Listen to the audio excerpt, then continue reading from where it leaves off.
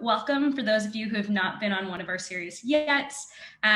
Voiceflow is the company that helps to host all of these. We're an easy way that people can design, prototype, and build voice apps with as much or as little code as you'd like, with our ultimate goal of trying to be able to democratize conversational apps and experiences for everyone, making it easier for more businesses to experience quality voice design and ultimately better business practice.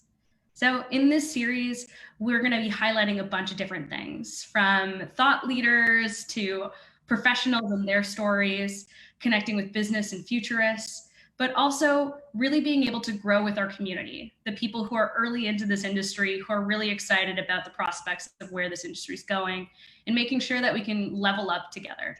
So today, I'm your host, Emily Lonetto. I'm the head of growth at Voiceflow. So if you have any questions or feedback on this webinar, or any things that you'd like to see in the future, you have my email there. I'd be happy to chat. And so let's get a little bit of the background on the people that are on this call, the featured guests. And starting off with Priscilla, can you give us a quick little intro? Happy to. Hi, everyone. Thanks for joining. Super psyched to be here. Thank you, Emily and Voiceflow team for hosting and all the work that you guys are doing for this space. So I'm an investor at Ventures. We're a seed stage firm based in San Francisco. I've been at the firm for about 4.5 years now, where I focus on many different sectors, voice being one of the primary focuses of mine. So spent a lot of time with some amazing founders, Braden and co included, and looking forward to answering any questions, sharing any thoughts, and learning from all you too. Awesome. And next, Grace. Yeah, awesome. Thanks, Emily, and thanks, Voiceflow, for having me. So nice to meet all of you guys virtually. I'm at Canvas Ventures. We're a Series A and B venture firm. Usual check size is 5 to 20 mil across consumer and enterprise. But my voice fun fact is our venture firm actually spun out of a firm called Morgenthaler, which was an early investor in both Siri and Nuance.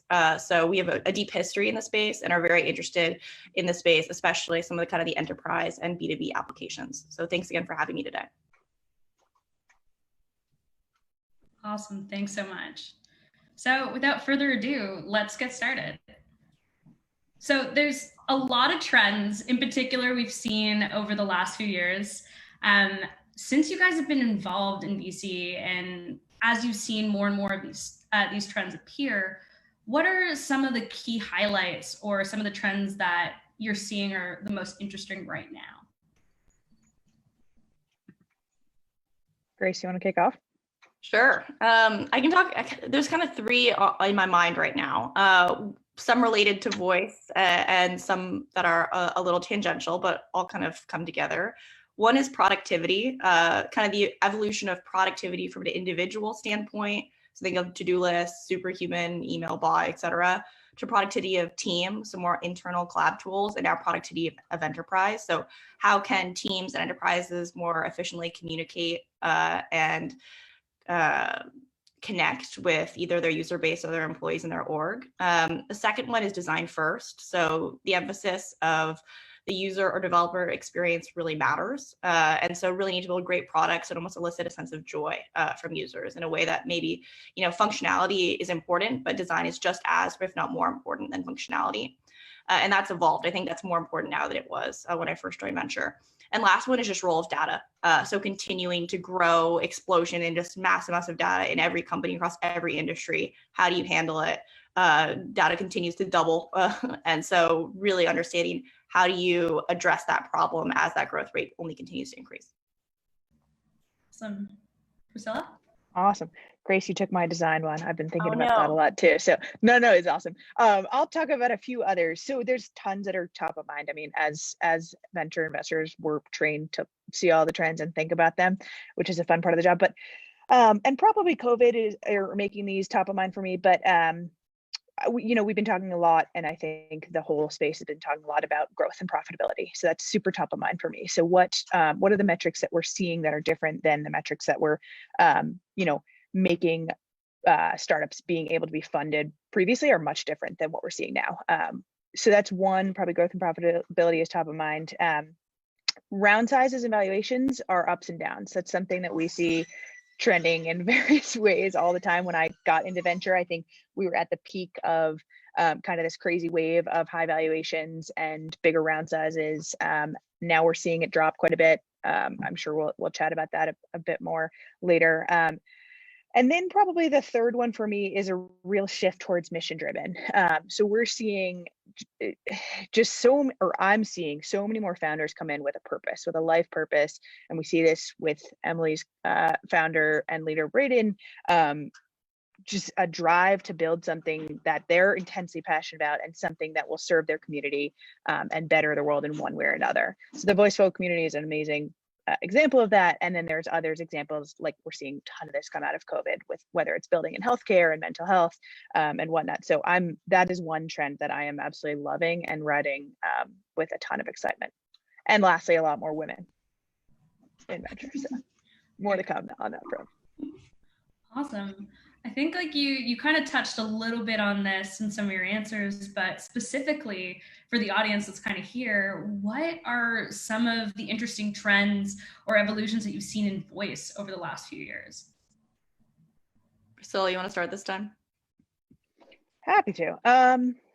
Yeah, this is an interesting one. Okay, so since I started in voice, I would say that there has been kind of a wave. There was an initial wave of excitement about the space. And then I think there was kind of a disappointment. So a lot of people backed away from the space a little bit, which to be honest, gets me even more excited, because that's when I get most excited. It's kind of contrarian timing. So when I see people back away, I tend to dive further in. And so I think that with that excitement, there was a ton of people building. I think venture investors backed away a little bit, and now we're seeing this second resurgence of excitement around the voice space in general. I'm also seeing, I would say, I've seen a lot of younger people come into the space, and that gets me super excited. So that is one trend that I've seen like very consistently over the past couple of years in voice, is that young people are just so excited about this space, and I think a lot of that revolves around the design trend that you're seeing, Grace. It's super important, kind of a new platform emerging. That kind of the younger generation, it's so woven into our life that they're so much more aware of what voice actually means, rather than the kind of older generation. So seeing both a lot of younger people in the founding side of things and a lot of younger people on the design side of things, and then a lot more. Another trend that I'm noticing that also gets me excited is how much this is weaving into education and the future of education. And that gets me super excited too. Yeah, just one thing I'd add to that is I think if you look at the 10-year horizon, so back to maybe 2010, 2009, I think the consumer perspective toward voice has really changed in a sense. There's almost a normalization of voice tech, right? Everyone has an Alexa or a Google Home or something like that in their home, right? My roommate always uses it for her laundry timer, right? And so it's almost like becoming like this essential part of the fabric of individual consumer experience. At the same time, there's this really interesting kind of tech inflection, right? There's been a lot of tech improvements over the last 10, 15 years. And so smarter answers, better speech, better conversational AI. So those two things converging are what makes me most excited right now, where people are kind of already used to it in the consumer setting, really great tech. And now why don't we use this way more, especially in a lot of these kind of business or enterprise applications?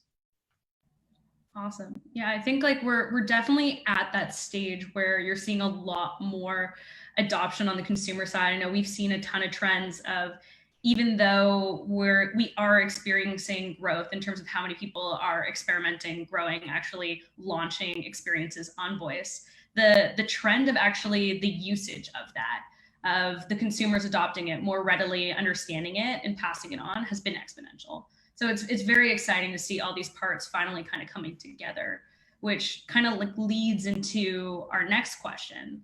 You guys mentioned there's like a few stages in voice. It's something that's been around for decades, but in totally different forms. And over the last few years, we've really seen more of a trend towards making it easier, more accessible, more understandable and consumable for people. So considering how early we still are in this current phase of voice, how do you evaluate voice businesses and what they're trying to accomplish?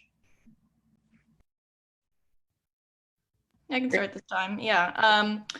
Three things, and some of these are maybe specific to voice, but also just a similar framework I use to evaluate a lot of businesses I think are still applicable here. One is just tech differentiation. Is there something unique, a unique technical advance or feature that the company's built or is working off of? So why now, right? Is this tech great? Second, user engagement. How are users engaging with it? Is it on a frequent basis? Is it really necessary or needed, again, in the fabric of their day or their workflow?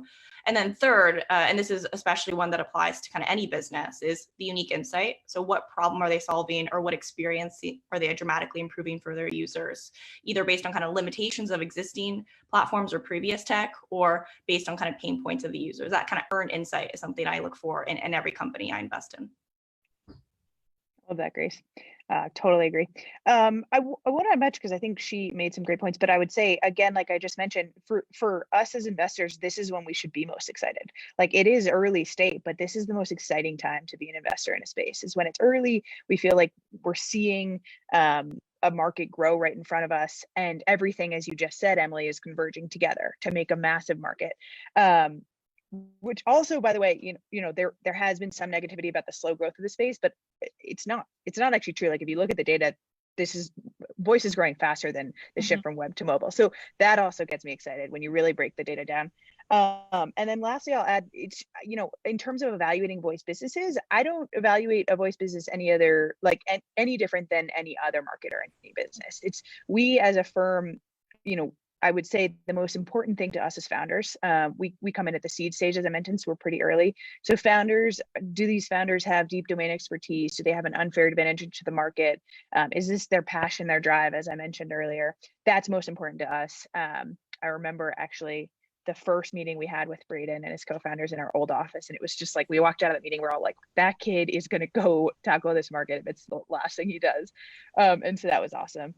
And then after founders, obviously, market dynamics. So is this blue ocean? Everything that Grace also said applies here. And then the deal structure for us, kind of, does it fit within our stage and size? But yeah. And I totally agree. Like, we battle that all the time being in voice, you can imagine, where people are like, oh, it's slow, it's early, it's going to take years or decades to get there. And the truth is, with every interface shift, whatever one you referenced in the past, whether it's web to mobile or like even print to digital in the first stages, you're seeing exponential trends on how fast that's being adopted, how fast people are getting to that point. And if the last few months are any indication of that, you can definitely see that we're not trending anywhere close to how slow we saw with web to mobile. There's a lot more going there. So thank you for bringing up that point. It hits very personally home to us. So it's great. Next on, in terms of thinking about the future, we're in that early stage where we're shaping stuff, where the people who are having these conversations are setting the tone for the future in a lot of cases. So what are some predictions that you have, or things that get you really excited about the prospects in maybe like 5-10 years down the road? I see Voiceflow taking over, if that counts. Hopefully me too. I wasn't paid to say that, by the way. I can throw some out, and then Grace, we can kind of riff on this one, because I think there's endless. I mean, as you mentioned, Emily, the numbers, or maybe it was Grace who said this, the numbers are amazing. Like 1 in 6 consumers own a smart speaker. All this is just, the adoption is just growing at a rapid pace. So, I mean, one simple answer to this is that I see nearly every application integrating voice technology in one way or another. I think that goes without saying, which is incredibly exciting from a market sizing perspective. I think a lot about this in terms of privacy and security. I think privacy becomes a market driver here. And I think it's one of the most important pivotal moments to this market right now. I think we're in an important time for security and privacy. I think it becomes seamless within mobility and in the car. I think kind of outside the home is a really interesting trend we're seeing right now, and a really important one. I'm sure we'll talk more about trends and whatnot, but I also think VUI, voice user interface, becomes a college degree, depending on, I don't know what colleges look like, but I think it becomes woven into the education system, along with becoming a Zoom coach, because if I have one more Zoom meeting with my parents to teach them how to use Zoom, I will pull my hair out. So Zoom coaches and VUI degrees are coming. I feel that on a spiritual level. Yeah, no, I totally agree with that. I love the idea, and I believe it too, right? Voice will be in every application, especially as I get most excited actually about a lot of the enterprise and business applications, because I think consumer, we're kind of maybe halfway there already just on some of these cases. So get really excited about enterprise adoption, get really excited about just tech accuracy only continuing to improve. Like the last time I checked, like under 5% word error rate on a lot of these systems. So just like a massive opportunity as tech gets better to be used in more use cases and in more ways, right? So kind of pushing the envelope on where voice could be used. And the last one, this one's a little different, but I think there's a real opportunity for voice in kind of personalization and humanization tech. So the sense of kind of we're in this unique environment right now where a lot of loneliness, a lot of lack of personal or interpersonal interaction. But voice is one of these things where you can actually really have a lifelike interpersonal conversation and potentially even with, a bot, right? And so Wobot at Stanford, that was one kind of treating in the depression space. I think there's actually a lot of really cool potential applications there, which gets me really excited, right? How can you use voice for the better and really meaningfully change and improve more problems in society as well? No, I think like there's been so much progress in that space, and the prospects of the future are so promising in the way that it's more accessible, it's more humanizing, it's opening up new channels for interactions that consumers, businesses, futurists haven't had the opportunity to really push out in the same way. And I guess that kind of leads into the next question. And Grace, you started to kind of talk a little bit about the prospects of business and enterprises. In all trends, there's always going to be that consumer side. How do people actually interact with the end user? But also, it starts with businesses. How are they integrating it in with their business plans, their strategies? How are they now utilizing that as a channel, or even building specifically infrastructure layers to accommodate that? So kind of leading back into your expertise on that, and maybe Grace, if you want to kick it off, how do you believe that voice will shape businesses in the future, or even change expectations of them now as you're evaluating?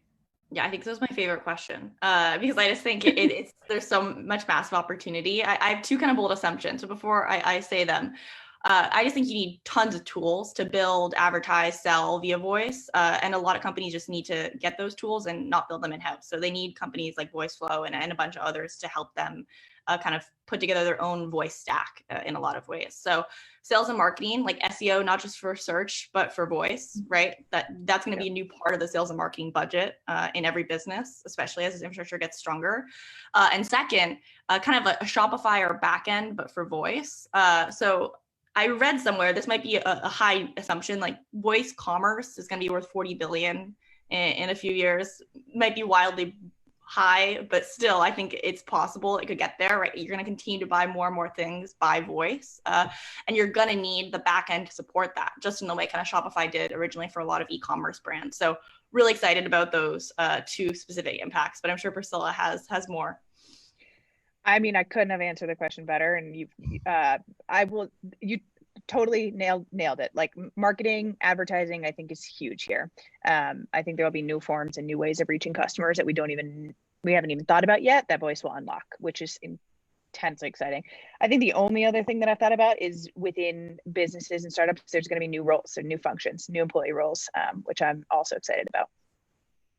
Yeah, like we on our side have started to see more and more of a debate on even what do you call these people? Totally. How do you get training? Like to your point about education, we're seeing way more trends on even leading edge schools like MIT or Carnegie Mellon who are sitting down and saying, hey, we need to get ahead of this. We need to equip people who are going to become conversation designers or are going to better equip people who are linguists or people who are better on like the space of actual communication to be able to enable them to do more with some of these new platforms. Yeah, and it goes to your point, Grace, about like personalization and all of that. Like there's going to be so much humanity in this new interface, which gets me so excited because voice just it brings in a whole nother element of humanity and personalization. So within those roles, I think it'll attract some cool people. Yeah, I think that a conversation that we have a lot internally is even on like the early progresses of SSML. So being able to create different tones, different variations of that voice. I think like if you were to think back on like early stages of web, when every single website was like base HTML and CSS, and it got the job done, but it wasn't the best. It was kind of like that in voice for the last few years, where there were a few set voices that were very clearly robotic, very clearly a little bit more distant. And we're starting to see a lot more emotional triggers, a lot more emotional context getting built into these experiences, making it more of that human or that more personality-driven experience that I think a lot of us have been craving with voice. Totally. Cool. Moving on to the next question. There are a lot of signals, a lot of things that are exciting and are the seedlings of kind of where things are going. What are some of the major market signals for voice that you've seen, and which have kind of made you more or less confident in the ecosystem as a whole? And maybe I'll pass this on to Grace to kind of kick it off. Yeah. I mean, I think everyone always turns to the market leaders, I would say. So, you know, the Amazon, Googles, and Apples of the world who already have kind of relatively built out voice or conversational AI tech. But I think there's also kind of interesting opportunity to think about, okay, what are the gaps of what they're doing versus what they're not doing? I think of it a lot parallelized with e-com infrastructure. We actually have a pretty deep thesis at Canvas on kind of the back end of helping support companies that don't want to use Amazon's backend, right? And so there's actually some interesting opportunity there, I think. I haven't done a full thesis on voice infrastructure versus, you know, Amazon versus not, but that could be an interesting way to think about it. I don't know if Priscilla has any others, and then we can talk a bit more about kind of risk signals in the ecosystem. Yeah, I mean, I think you nailed it when talking about the big guys. I would say the only other signal is speed of consumer adoption, as you mentioned, Grace. Like that's huge. We're watching that, and that's been really consistent growth, which is a great sign and signal.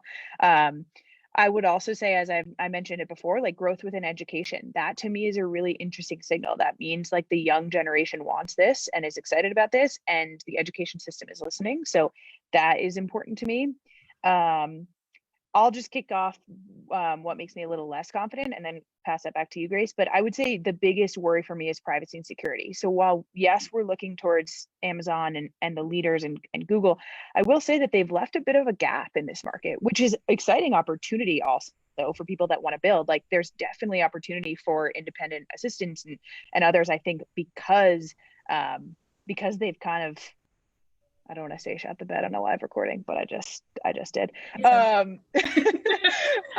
In terms of privacy, like that was a huge blunder. I think that they were too slow on, and at this point they haven't figured it out. And so I think that is the one thing that makes me a little less confident in the ecosystem right now, and where I think a lot of people need to be building.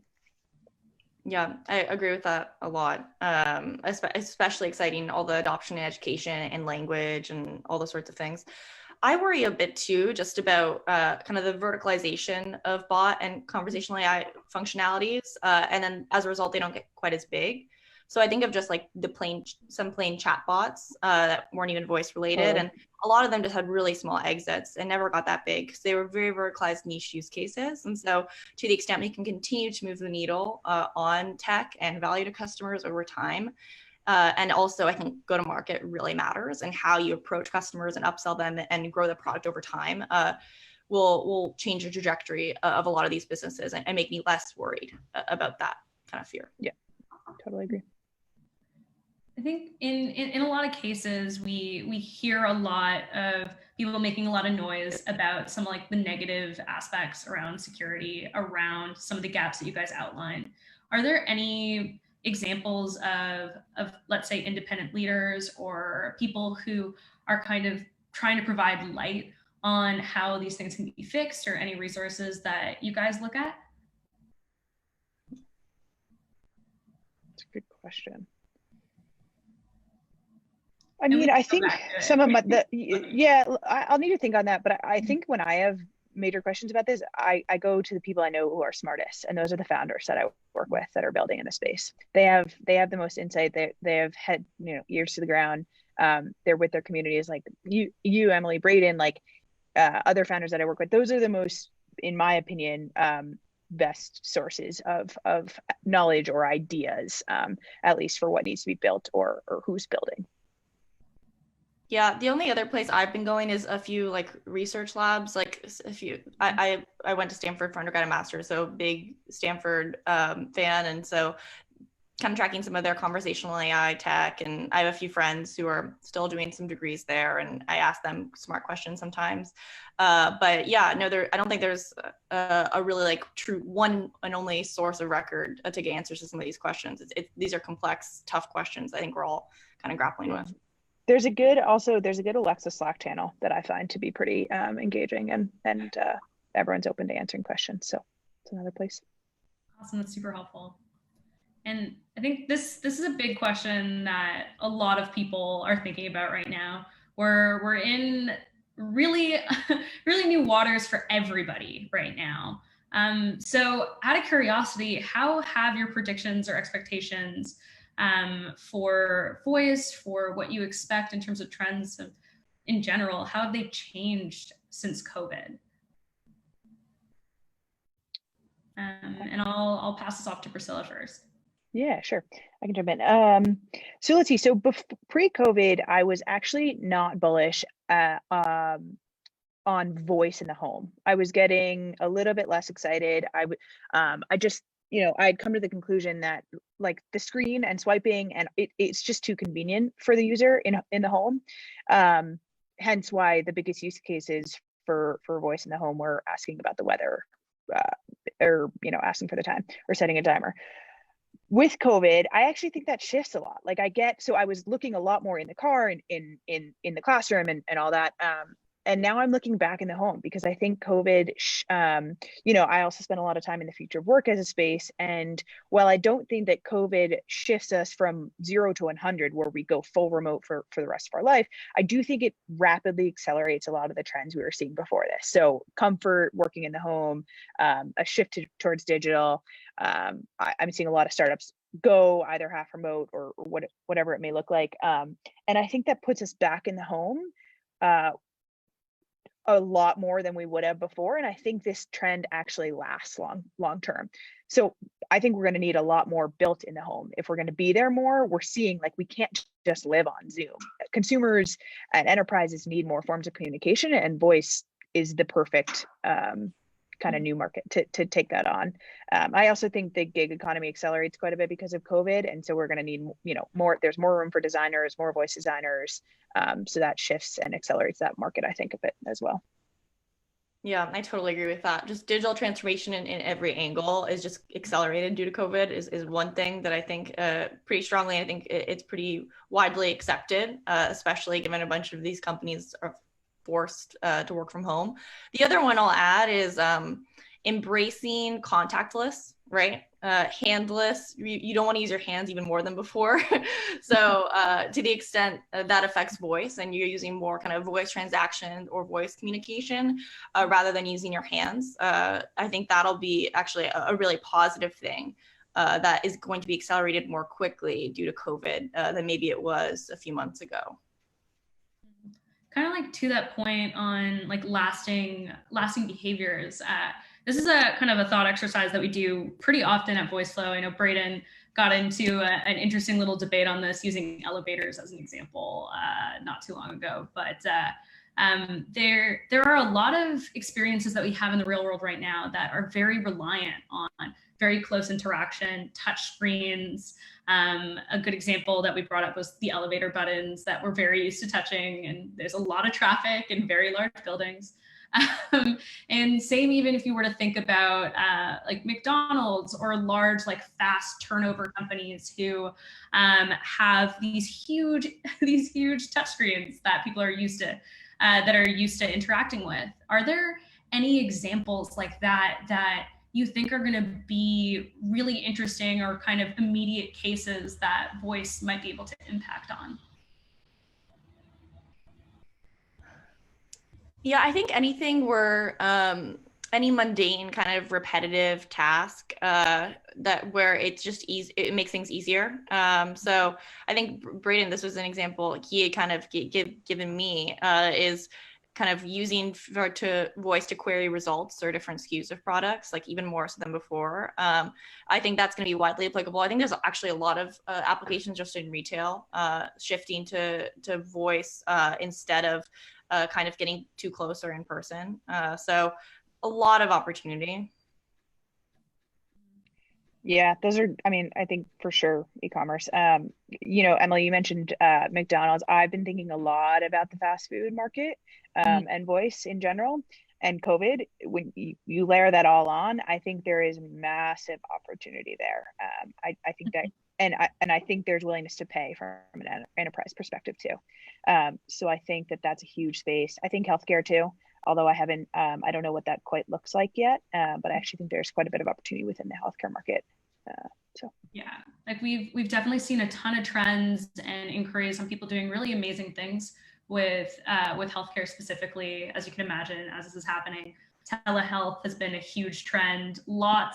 There's been so much innovation in the voice space on COVID and trying to help with diagnostics or trying to help with communicating any form of support. So much so that Amazon and Google had to put out like a heavy filter and like a cease on how many applications were getting submitted. So I think that this will really have longstanding trends in there moving forward. I totally agree. Cool.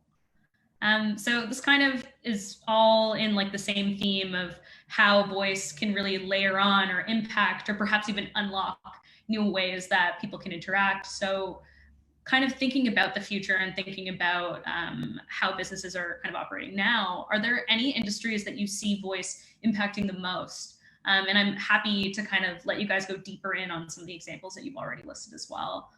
Maybe we'll start with Grace. Yeah, so yeah, e-commerce definitely. I think we covered that one pretty well, but definitely. Again, the mundane, repetitive business task also, you know, querying quick things, a really quick task you need done. The third one is kind of the solo entrepreneur or creator category. I have a separate thesis that I think, you know, the 2020s or just in general this decade are about the age of the individual creator and kind of what's your personal brand, how do you illustrate that and be able to create your own business and your own kind of digital presence. And so there's a few companies slightly related to voice in this space. Descript is one of them, making it really easy for you to kind of craft your own podcast and edit it or collaborate really quickly, or video just kind of come from the comfort of your own home. So I think that category could really see takeoff from voice. I just have seen the proliferation of everyone starting their own podcast or doing sorts of things of that nature. So that might be a bit of a bold assumption, but I'm excited bold about is good. That. Awesome. Yeah, nailed a lot of the ones I've been thinking about. So I'll just throw some different ones out there. Those I think are some of the biggest. The other ones that I've been thinking about, when you break out healthcare, I think elder care is an intensely interesting market. I think a lot of people have started building in there, but there's tons more to build for obvious reasons. I think accessibility is a really interesting thread to pull when you're thinking about voice. Beyond that, I think education, as we've been talking about, I think we will see the future of education be massively different. I think we're already seeing that with, you know, AP testing, SATs, colleges going full remote. I think if you're going to learn in the home or you're going to learn out of the classroom, then we need a lot more tools than what we currently have.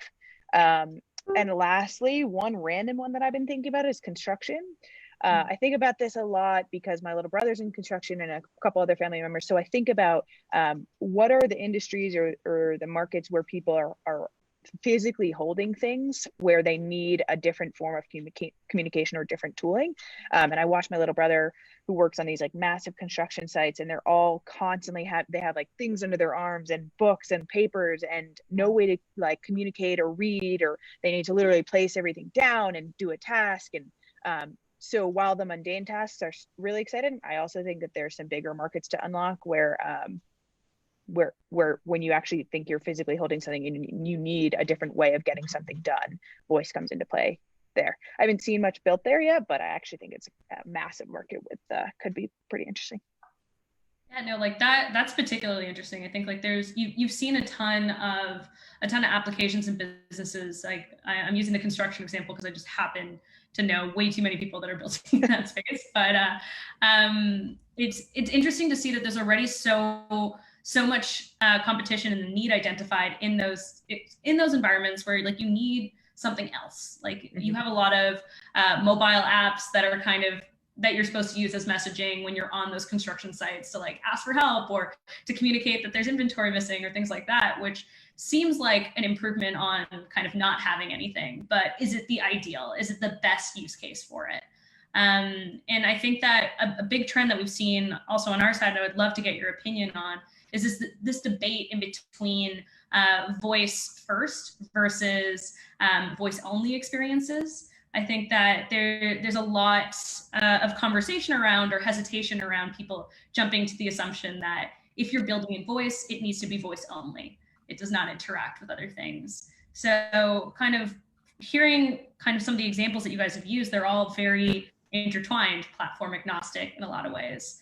So how do you think that this conversation on how people are starting to think about voice, realize that it's not just a voice only experience that's possible? How do you believe that that conversation is evolving, or are there any milestones that you've seen that have kind of popped up or you hope to see? Grace, you have any thoughts here? Yeah, I think that there's a massive opportunity. I really like to compare and contrast video and voice, and also figure out ways they can work well together. Again, I think visual aid is really helpful a lot of times for some of these voice tasks, especially as maybe they get a little more complex. And so I think having, a voice kind of a visual screen or something of that nature, especially maybe in a more complex enterprise use case, is logical and probably will happen. I think video similarly is also having its heyday as an interface right now. And we see a bunch of companies like Frame or Loom that have kind of taken off in that space. And so I think we're only going to continue to see that in voice. And there's an easy way for them to marry, at least in certain sorts of tasks, to be this more kind of multifaceted work. Although that adds another layer of complexity, I know, to a lot of the voice functionalities as well. Awesome. Yeah, I mean, the only thing I'll add is we've gone in this kind of wave motion of voice first being an actual thing. Like people thought that it was going to be voice only, and then there was a major realization that consumers still loved their screens, and multimodal was the future. And they didn't only just love their screens, but they were never going to get rid of them. And so I think that voice first is super exciting, and kind of, I don't think we'll ever see, I think we'll see very few voice only. I think voice first and kind of the optionality that it allows, given consumer behavior, is what we're seeing, at least right now, with multimodal. Awesome. I think like there's definitely that trend. I think there's a lot of people that are now starting to see that, where AIs are playing better together. You're seeing even big announcements from players that historically have been very competitive with each other, all of a sudden trying to work better together so it becomes a better experience for the user. A good example being in like the super fine print of Amazon's release with all their new consumer electronics that are powered by Alexa, saying that they also were able to interact with Google Assistant or Siri in the future, which is very unheard of if you were to think about all these competitive debates that we had in the mobile world previously. So it is very exciting to see that happen. And I think that that's also really opened up, and this kind of leads into that next question. And I believe that it was Priscilla who kind of loosely talked about independent assistants earlier. So really excited to hear your point on this. But this has really opened up more conversations on what are some opportunities or risks for these new assistants that are coming into the market. So outside of the core ones that we hear day to day, like your Google Assistant, Siri, or Alexa, how do you assess this, or what's exciting about it? Yeah, sure.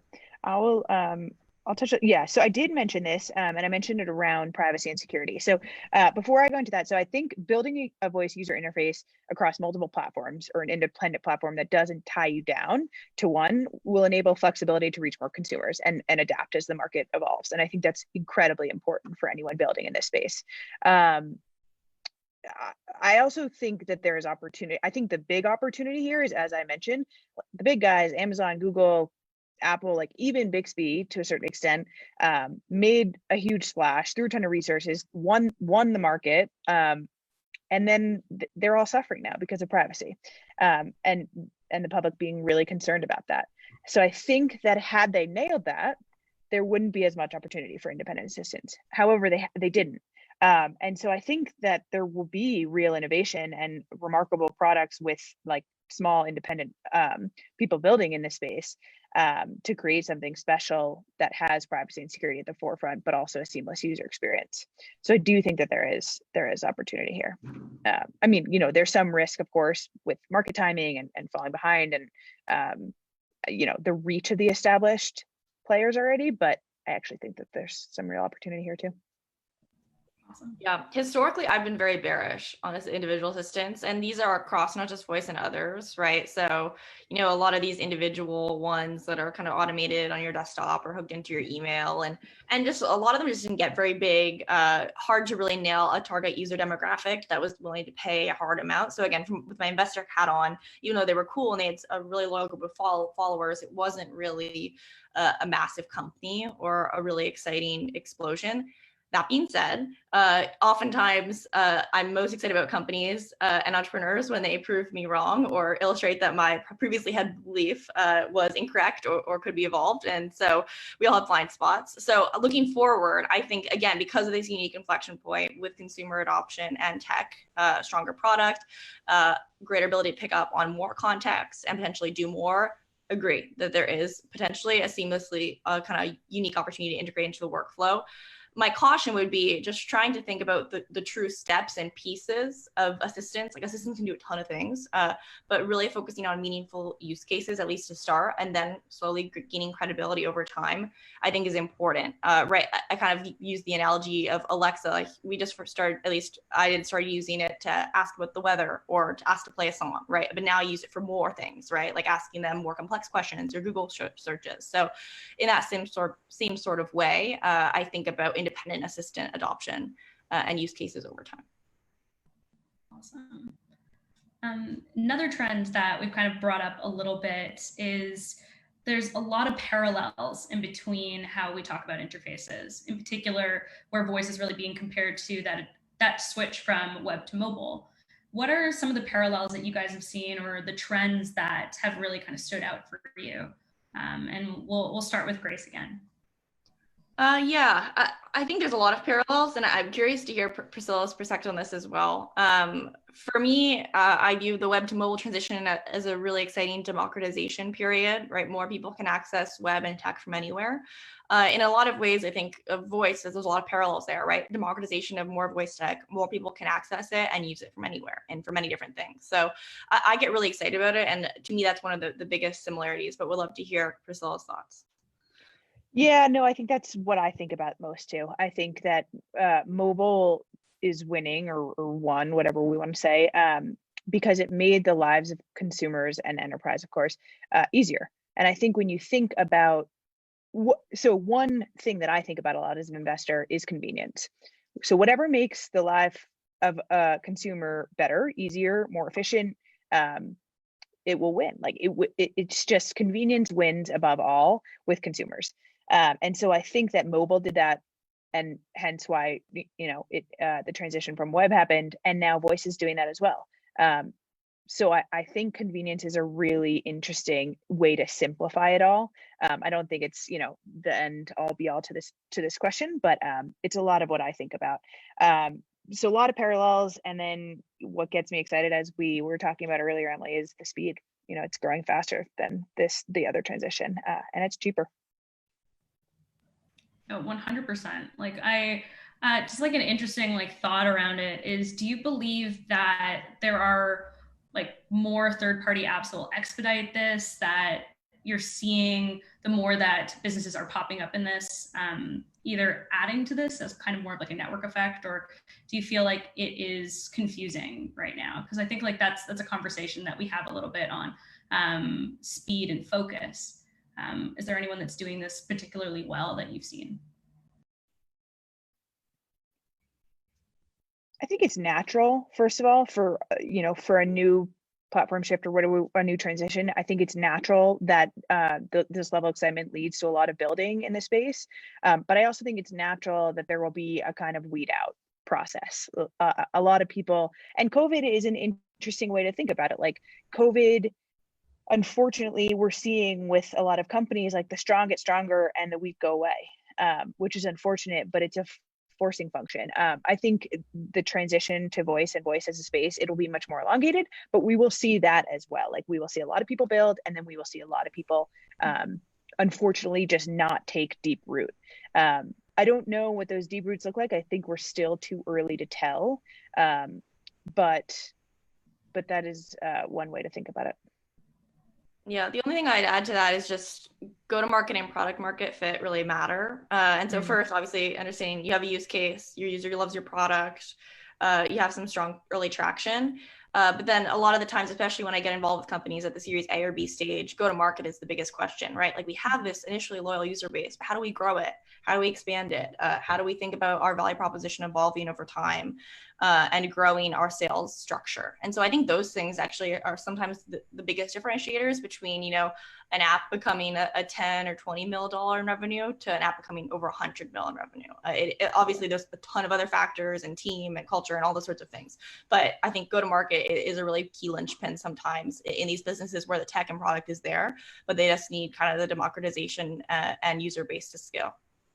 Yeah, and one more quick thing to add to that, I totally agree. And to build off of that, Grace, what you were saying about verticalization, like that is really important to think about here. Yeah. I think when we as investors look for businesses to invest in at the stages we're investing, like we're looking for billion-dollar businesses, or as a lot of people love to say, like the killer app or the killer business, which, you know, I don't think we've seen yet. I think it's still too early, but it will come. So just shoot big.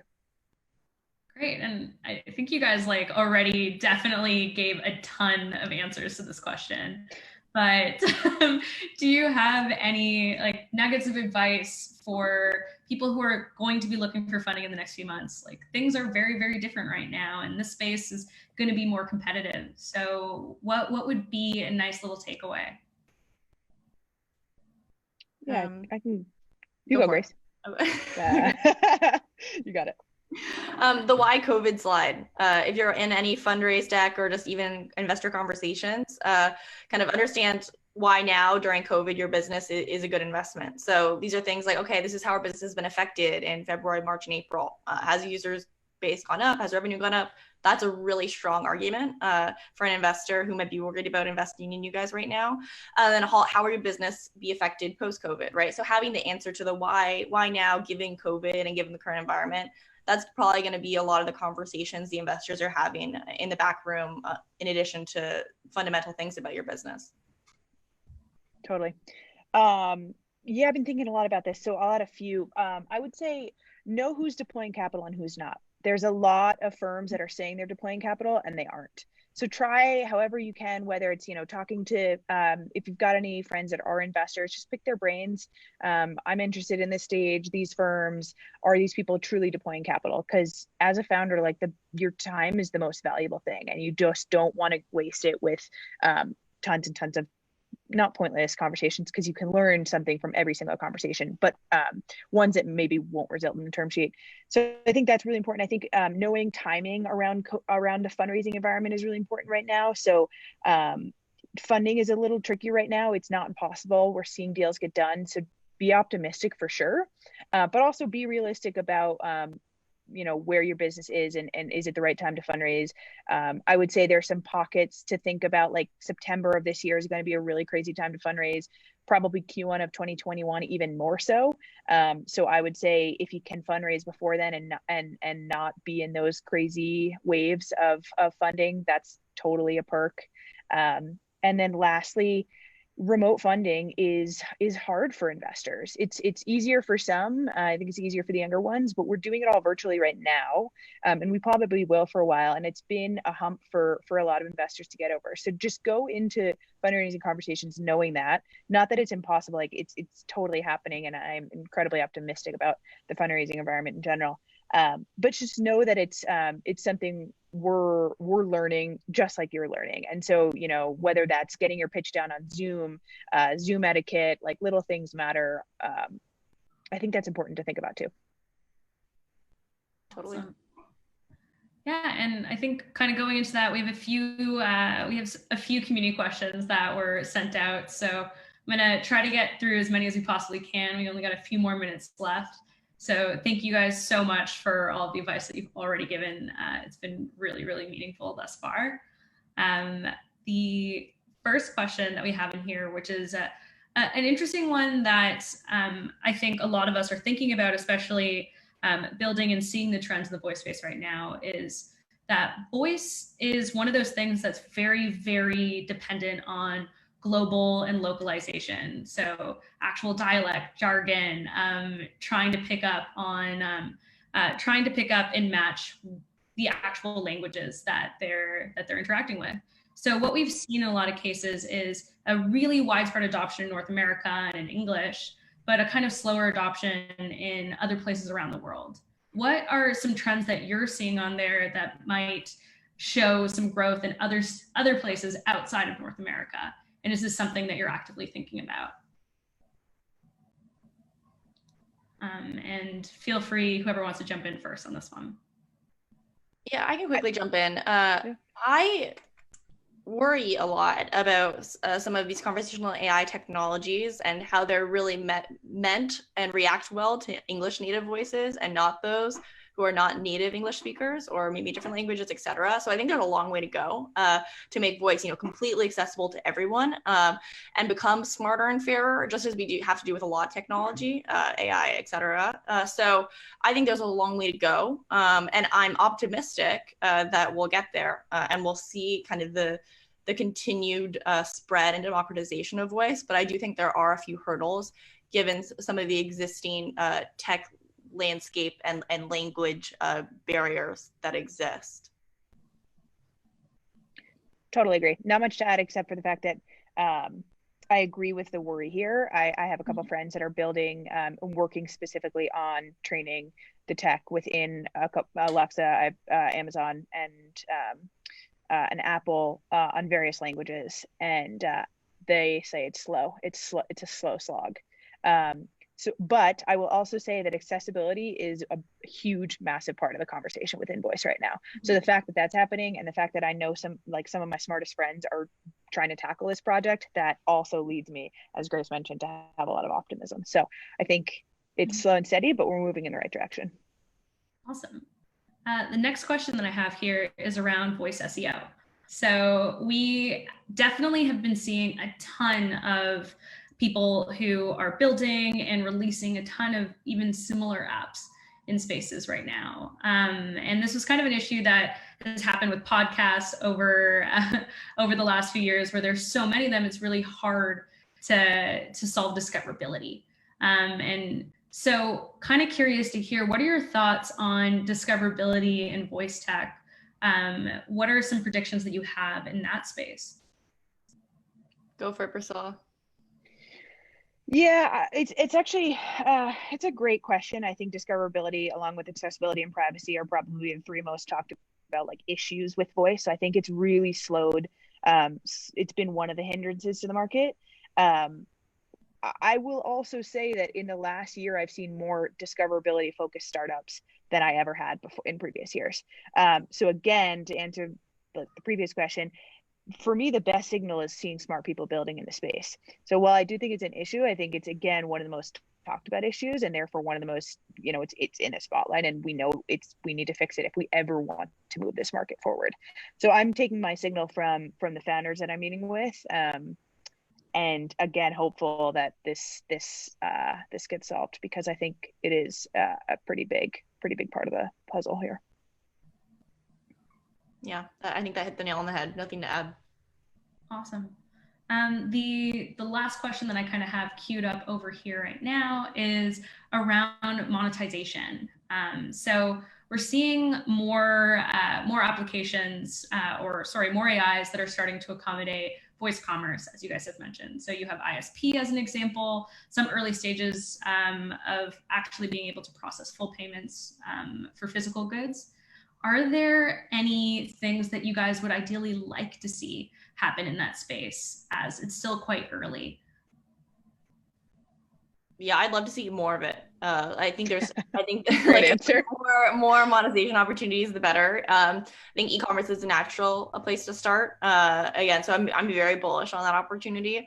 Again, the infrastructure and tools is what's needed, right? A fashion brand that, you know, is on Shopify probably isn't going to have a voice engineer or anyone in their org that can really help them with those sorts of things. So they need to have the tools to be able to facilitate it. But yes, I think it should happen and it will happen. It's more a matter of time and adoption. Totally. Yeah, it's funny. I went to Australia recently, and monetization in general and payment infrastructure is amazing. Like, I would go into there's so many different ways of paying for things. It was amazing. Like the ring, I don't know if anyone's been to Australia, but people just have a ring that they tap and everything's paid for. So if we can figure out how to do that for voice, like find the ring where it's that easy, it's that seamless. I think seamlessness within monetization needs to be solved before there's going to be a Shopify, there. But I think I think that's one of the biggest opportunities, to be honest, what you just said, Grace, building there. Yeah, so. And one company in that space, Blue Tag out of New York, I know they're doing a lot of that for like a lot of brands on Shopify or whatnot. So there will be more, I believe. Totally. Awesome. So kind of have just like we got a few minutes to kind of leave off some parting wisdom. We've covered a ton, from trends to how things have been impacted with COVID and moving forward. Is there any parting wisdom that you have for the audience as we kind of sum everything up? And we'll kick off with Priscilla. Parting wisdom. Oh God, this is a lot of pressure. I don't know. I know that there's a lot of different types of people on the chat. I know that there's some investors and some builders and some founders. So I guess I'll keep it as broad as possible and just say, like, for founders and people building in this space, be optimistic. Like, stay above the water here with COVID. It is humans resort back to their natural habitats a lot sooner than one might think. And so it will be a new normal, but it will be a normal again. So don't get discouraged, keep building. This is what we need.